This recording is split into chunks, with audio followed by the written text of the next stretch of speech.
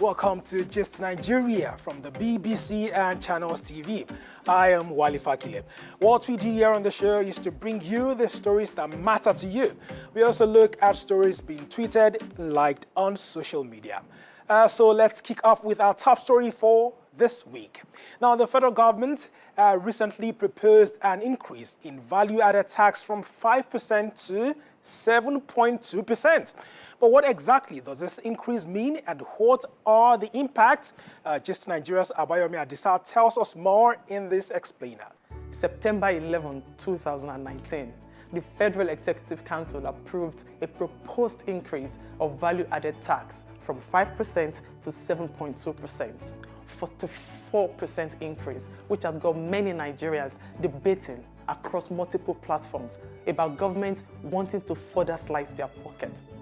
The new VAT rate is proposed to take effect in year 2020. But before then, there will be extensive consultations across the country. It will also involve the review of the VAT Act. But what is VAT and how does it affect you?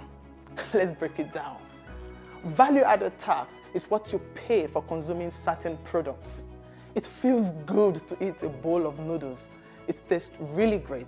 But before the noodles end on my table, VAT has been applied to it at different stages, and the rates have been factored into the cost price.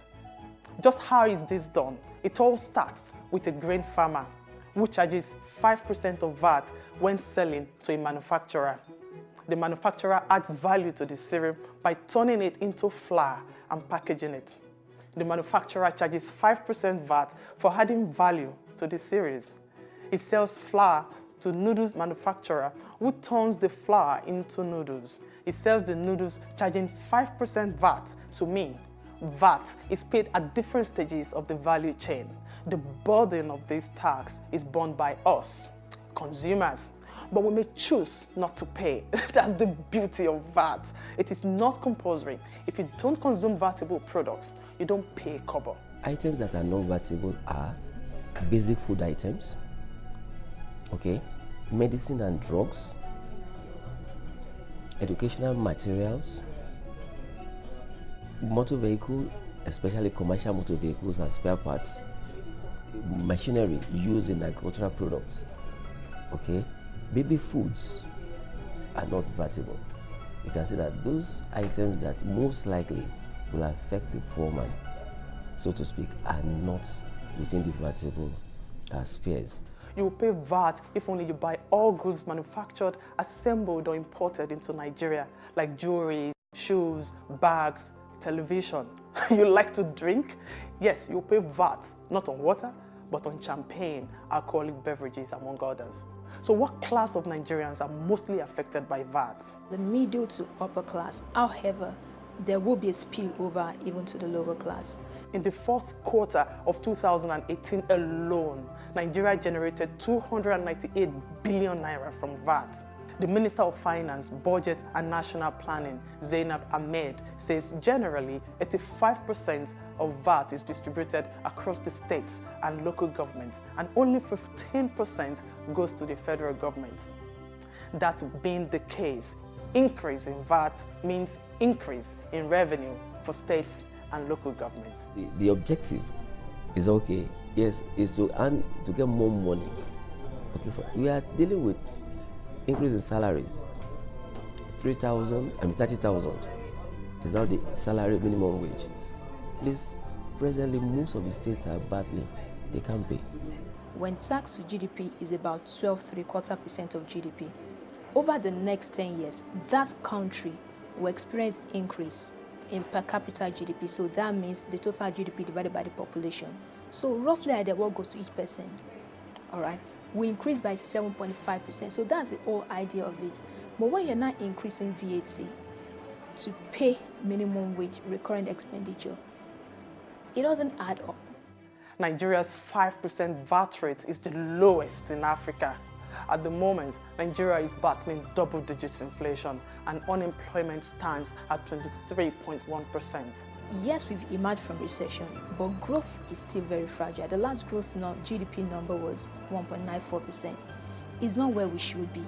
Compared to even other West African countries we're benchmarking against, even in terms of VAT, we're far behind. Inflation, as you said, is at double digits. I don't think this is a time.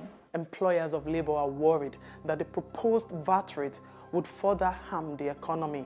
It's additional burden to businesses. And naturally, when the cost is passed down to consumers, it's going to increase the cost of doing business.